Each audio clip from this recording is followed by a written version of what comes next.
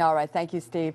Well, it's round three from the governor's office. In the last 3 days, Governor Cuomo has announced 58 new appointments. Several will require approval from the state Senate, and that includes Dennis Rosen.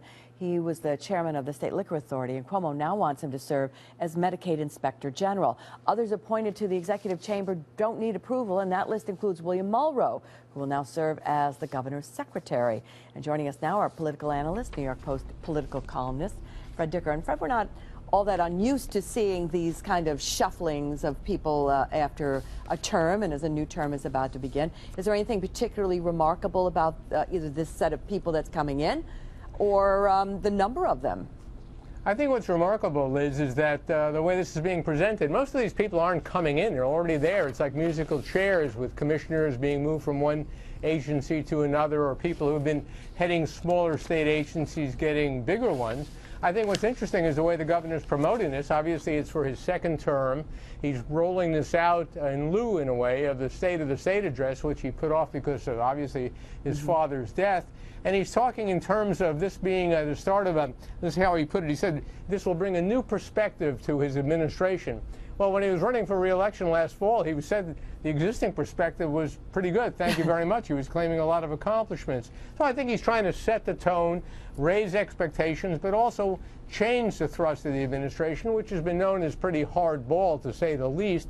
And you mentioned William Mulrow, who's a well-known figure in political circles. He's much different than Larry Schwartz, the individual he's replacing as secretary, which is really the chief of staff to the governor. He's much more collegial.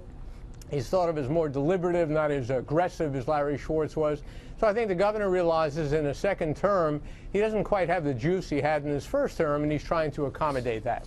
And when we see all these shufflings like this, is it generally at the pleasure of the governor making these choices, or sometimes, you know, these people have had enough and he can kind of spin it any way he wants, or how does that work? Yeah, well, it's certainly all at the pleasure of the governor. Many of these people are political appointees. You mentioned Joni Mahoney yesterday, chairing the Thruway Authority.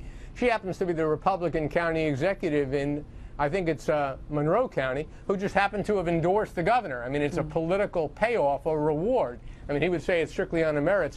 I'd mention one other thing, Liz, that's pretty interesting. 4 years ago, when the governor first came into office, he was saying that because pay scales were so relatively low, he couldn't recruit the best and the brightest. Well, 4 years later, pay scales haven't changed. He hasn't had the courage to propose that. Now he's calling this group the best and the brightest.